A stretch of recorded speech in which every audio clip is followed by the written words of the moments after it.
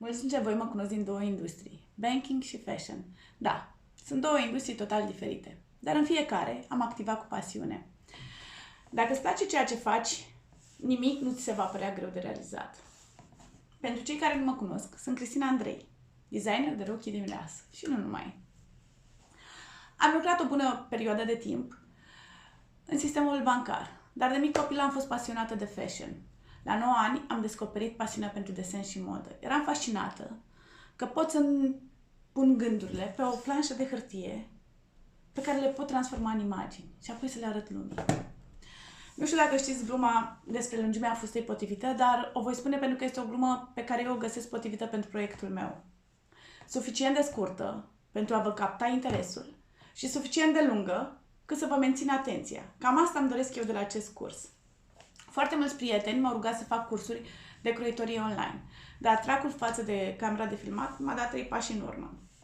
A venit timpul și într-un final m-am decis și acesta este primul videoclip de introducere cu ce urmează să vă prezint pe canalul meu de YouTube.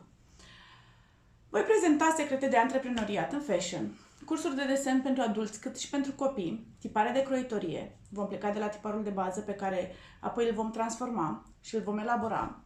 Vom face o rochie de mireasă cap-coadă, cusut, croit, montat dantelă, cât și alte piese vestimentare. Să fii antreprenor? Bună întrebare! Să fii antreprenor este ca și cum ai fi capitanul unei nave, fără să știi destinația. Singura idee la început de business este să supraviețuiești. Nu este ca și cum ai ști să conduci o barcă sau să noți. Primul lucru la care te vei gândi când îți vei deschide o afacere este să faci suficient profit și să rămâi pe piață. Pare ușor, dar nu este. Și ce credeți?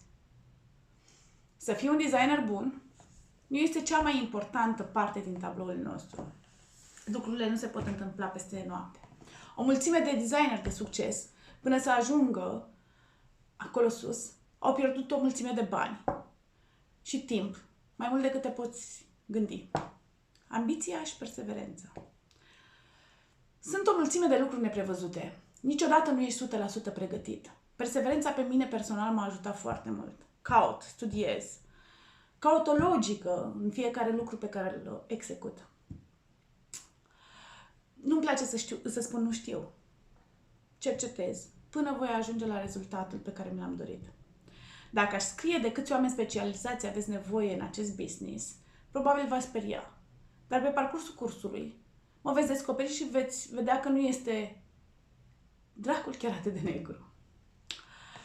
Pentru a fi mereu în contact, vă rog să-mi dați subscribe pe canalul meu de YouTube, Cristina Andrei. Urmărește pe Bridal Cristina Andrei de pe Instagram și Cristina Andrei de pe Facebook. Vă mulțumesc și chiar îmi doresc să începem să colaborăm împreună. Nu vă voi dezamăgi. O zi plăcută!